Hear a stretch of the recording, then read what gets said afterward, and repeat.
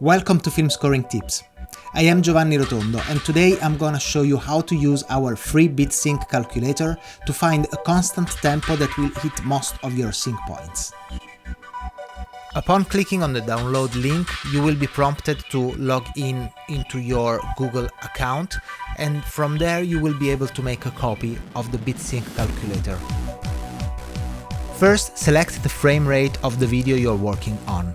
Let's say 25 frames per second. Then select a tempo that would work with the theme or melody that you have in mind for this scene.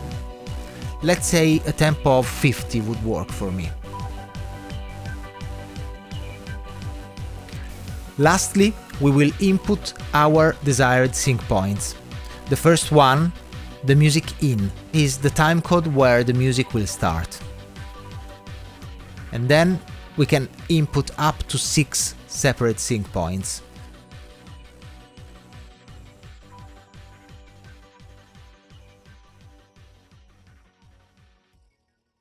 While I was inputting my sync points timecodes, you have noticed that these areas on the right side of the calculator were being populated.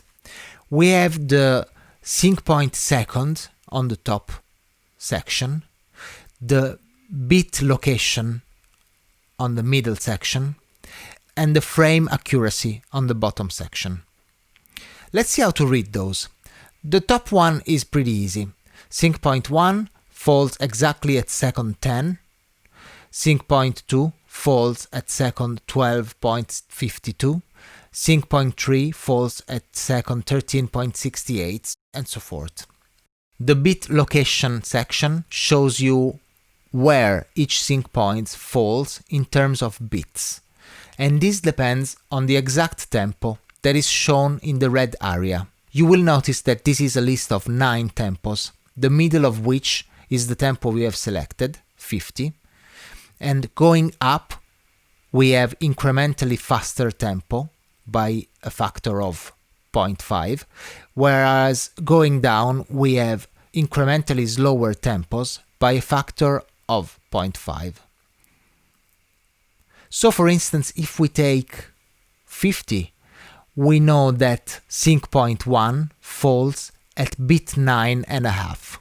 Sync point 2 falls at bit 11.5, and so on and so forth. You might want your sync points to fall on strong beat positions, such as the downbeat of a new measure. Therefore, you might want to change your time signature now and then to ensure the musicality of your cue. I will demonstrate how to write music based on the data generated by our beat sync calculator in another video. The bottom section shows per any given tempo how far from the exact location of the above beats the sync point will fall. For instance, for tempo 50, sync point 1 will fall 5 frames after bit 9.5. Sync point 2 will fall 2 frames after bit 11.5, and so on and so forth. So the way to find the best tempo is to select one of the tempos close to the one you have chosen, based on which one is more accurate.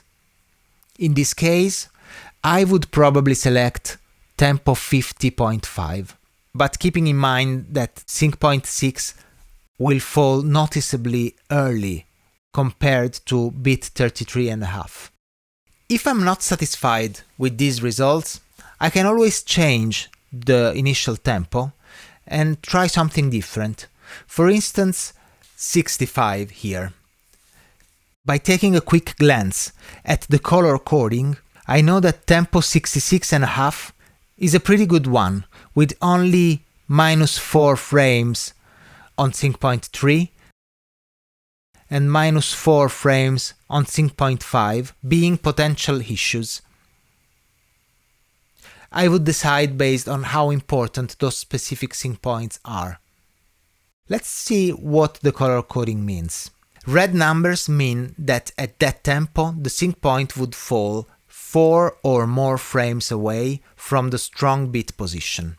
This is not desirable.